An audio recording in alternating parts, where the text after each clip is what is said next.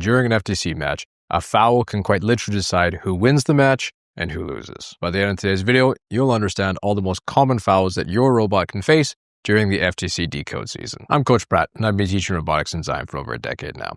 And throughout the years, I've seen way too many matches get decided by one foul point. So today I'm going to break through the fouls that your team can face in the FTC DECODE season, going through what your programs have to look out for, what your build team has to look out for, and then what your drive team should be facing during the actual match, broken up into categories like things that fouls related to artifacts, related to the ramp and the goal, related to general driving, and other categories. Quick disclaimer, this video is up to date to team update number 8, and I'll do my best if there's any significant rule changes in the comments down below to be able to update those. First things first, it's important to know with DECODE, any major fouls worth 15 points for the opposing team, and any minor points is 5 points for the other team.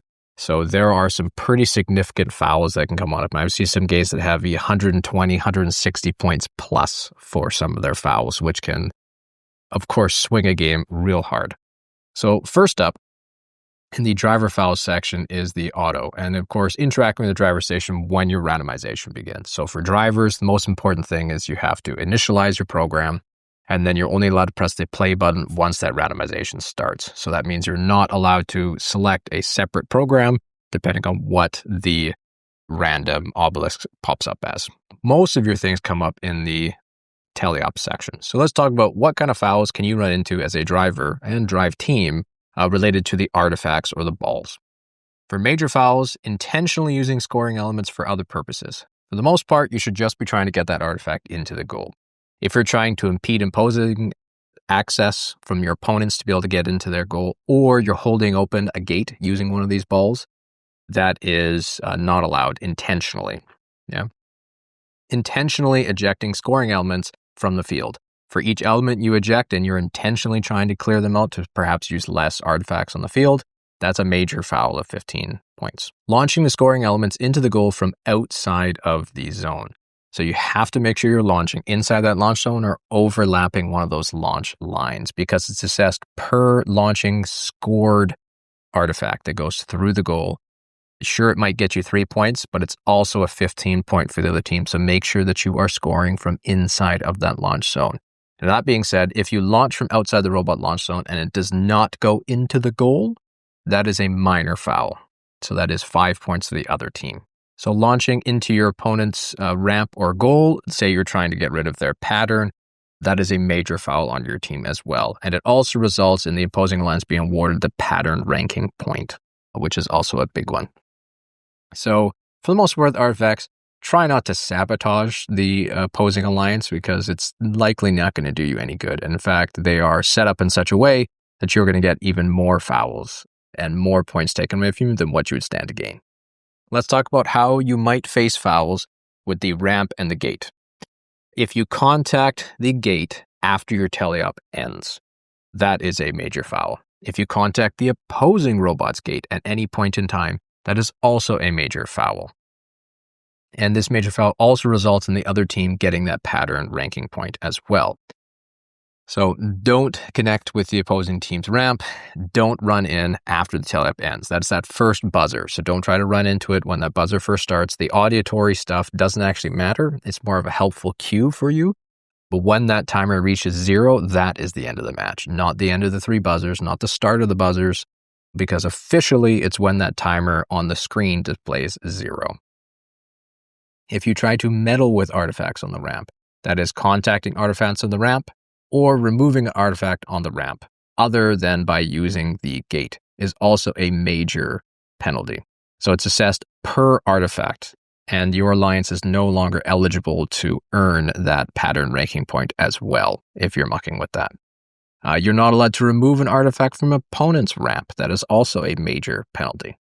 So don't mess with your own gate. Do not touch the other opponent's gate. So be really cautious when you're driving around that gate zone.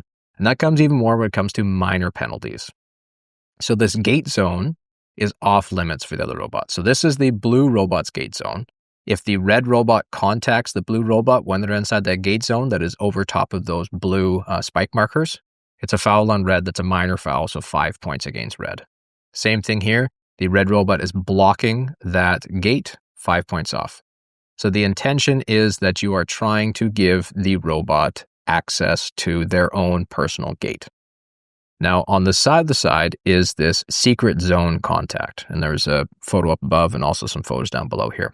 So the secret zone, and one thing I don't think a lot of people are aware of is the secret zone here is the opposing alliance secret zone, despite this being the blue alliance's gate, because this is the red alliance's loading zone and the red alliance's secret tunnel. I think it's just a way that if the opposing alliance is getting a whole bunch of balls in here, that red still has access to these. So right now, there's no foul if the blue robot connects with the red robot inside of their secret zone. But if the opposing alliance is inside the other robot, even if red is running into blue here, blue gets a minor foul. That's 5 points against blue. Same thing here. Because blue is inside red's secret zone, it is a minor foul. Now, I think what's important here is we're looking at the intent of the rule is to ensure the alliance has access to those artifacts. So that if there's no defender present, that the blue robot could still grab these. But be really cautious if you're going to be a blue robot going into the red secret tunnel zone on the opposing team, that the red alliance is nowhere near you. Because if they contact you, that's a 5-point minor foul against your team. And then, of course, loading zone protection. The robot contacts another opponent robot inside the loading zone. Don't go inside someone else's loading zone. That is off limits. It is a minor foul. It's not a major penalty, but it is something to be aware of. And I can see that some teams are probably going to try to use this to their advantage. If a blue robot were in here, a red robot might speed up to try to connect with that robot. Now, keep in mind, it is the intent of the rule. So if robots are going just to try to get a foul point on the other robot, referees may or may not actually score that, despite it being in the rules, because it's the intent of the rule. If it's obvious the only reason that robot was going back there was to try to foul the opposing team. General driving is just any point that happens during the game itself. A major foul is a functional impairment, and this is trying to deliberately impair an opposing robot. So if you are ramming another opponent at high speed or repeatedly smashing another robot, and you cause some damage. This isn't so much that teams aren't going to play defense, but if you are repeatedly doing so and causing damage, and you are going at a full max speed without the intention of trying to move the way, you may or may not get a penalty.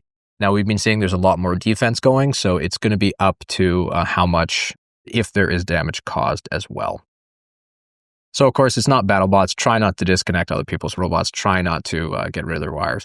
And this is also going to be a big thing for your team to be able to build your robot robust. Now, tipping is another one. You cannot deliberately attach to, tip, or entangle another robot. If a robot's already in the purpose of tipping and you come over to try to just knock them or push them over the edge, that's also considered a major foul.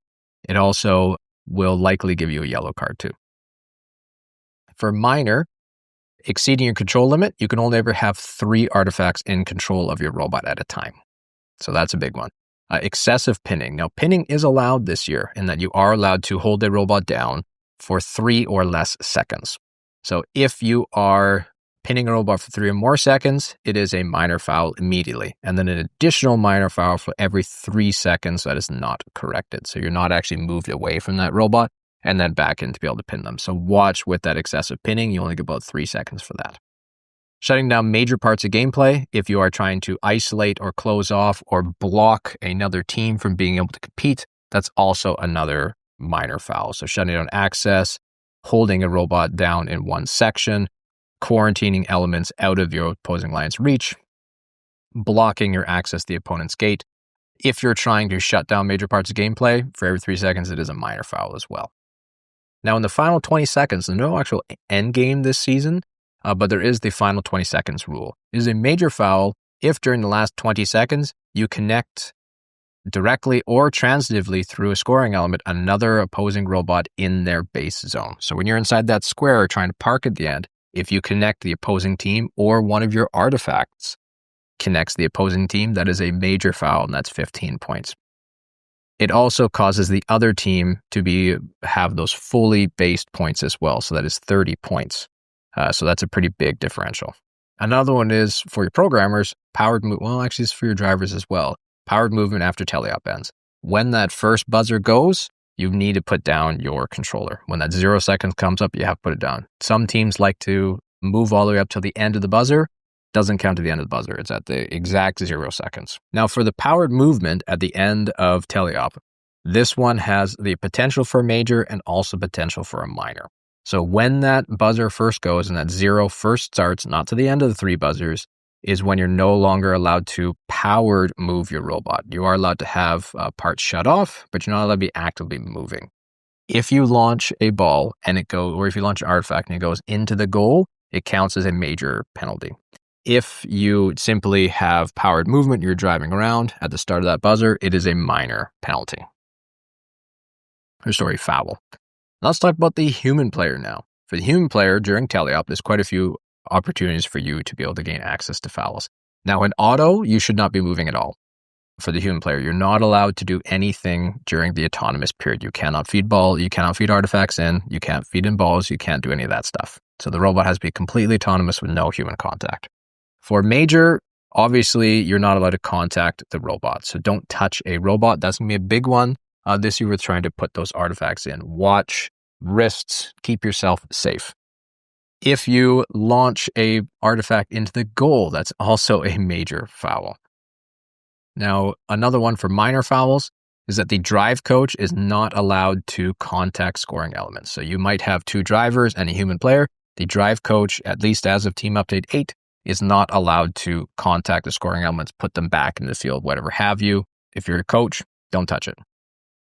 If you are a human, you're not allowed to meddle with stuff outside the loading zones. You have to be within those white lines. So you're not allowed to grab artifacts from the field that are outside of that loading zone.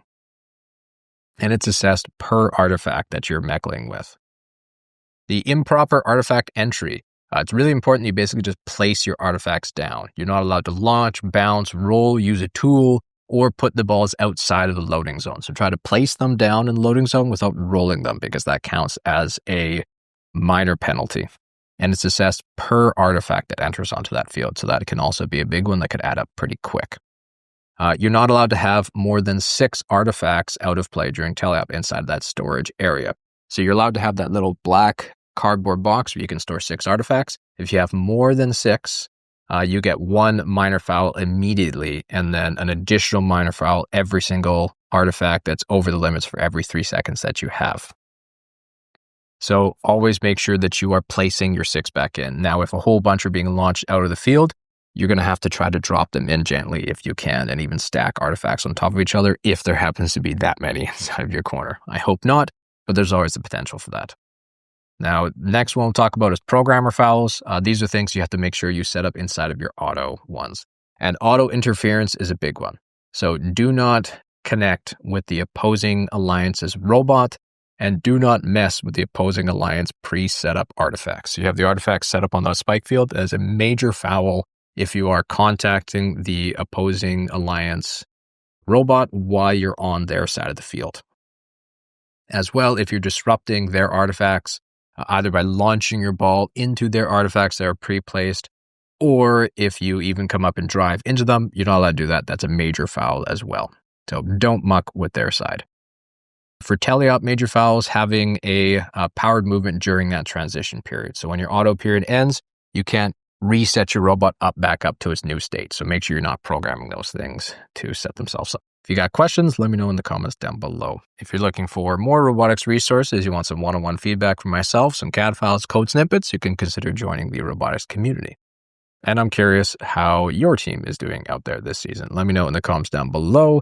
What are some of the matches you've seen with some of the craziest fouls from teams who have not been keeping track of what different types of fouls can affect their game? And as always, best of luck out there this season.